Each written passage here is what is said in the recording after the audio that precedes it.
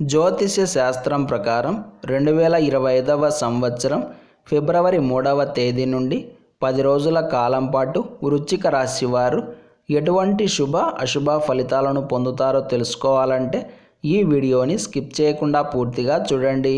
అలాగే తప్పకుండా మా ఛానల్ని సబ్స్క్రైబ్ చేసుకోండి.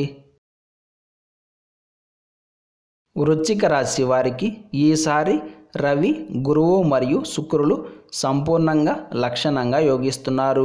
వీరి యొక్క బలం చాలా ఎక్కువగా ఉంది.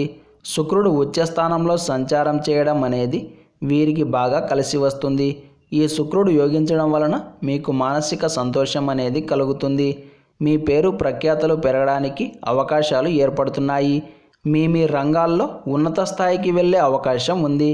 ప్లానింగ్స్ అన్నీ పర్ఫెక్ట్గా అమలవుతాయి.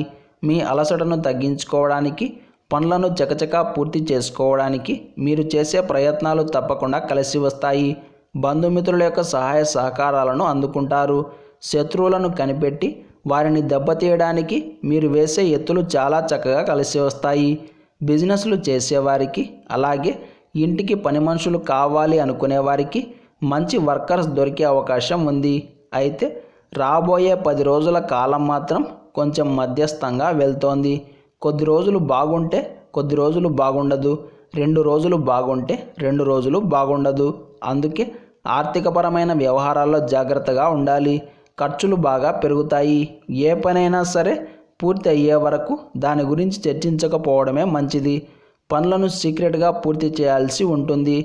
ఆలోచనలను ఇంప్లిమెంట్ చేయడానికి కావాల్సిన అవకాశాలు ఈ సమయంలో మీకు పెరుగుతాయి.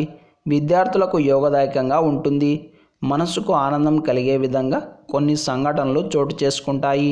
దీర్ఘకాలిక అనారోగ్య సమస్యల నుండి కాస్త ఊరట కలిగే అవకాశాలు కనిపిస్తున్నాయి. కొన్ని ఘోరమైన పరిస్థితుల నుండి బయటపడి ఊపిరి పీల్చుకునే ఛాన్స్ కూడా ఉంది. కొనుగోళ్లకు మరియు అమ్మకాలకు ఇది సరైన సమయం కాదు.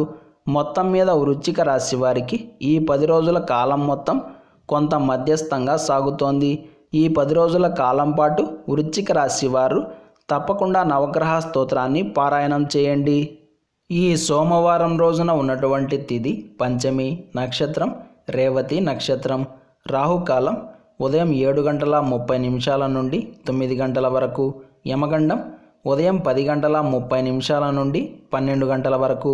దుర్ముహూర్తం మధ్యాహ్నం 12:52 నుండి 1:37 వరకు.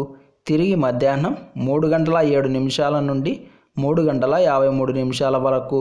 అలాగే ఈరోజు యొక్క శుభ సమయాలు సాయంత్రం 4 గంటల నుండి 4:30 వరకు.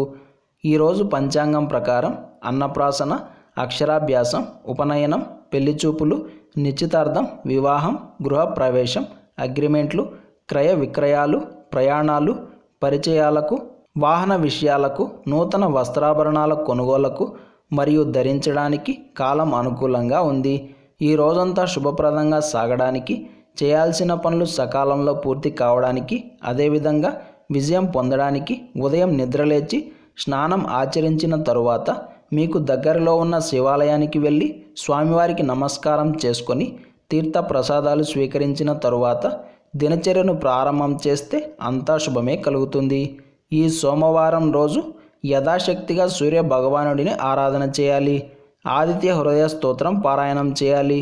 అలాగే ఈ రోజంతా శ్రీ శివాయ నమః అనే మంత్రాన్ని పదే పదే జపిస్తూ ఉండాలి. ఇలాంటి సమాచారం ప్రతిరోజు మీకు వీడియో రూపంలో అందాలంటే వెంటనే మా ఛానల్ని సబ్స్క్రైబ్ చేయండి.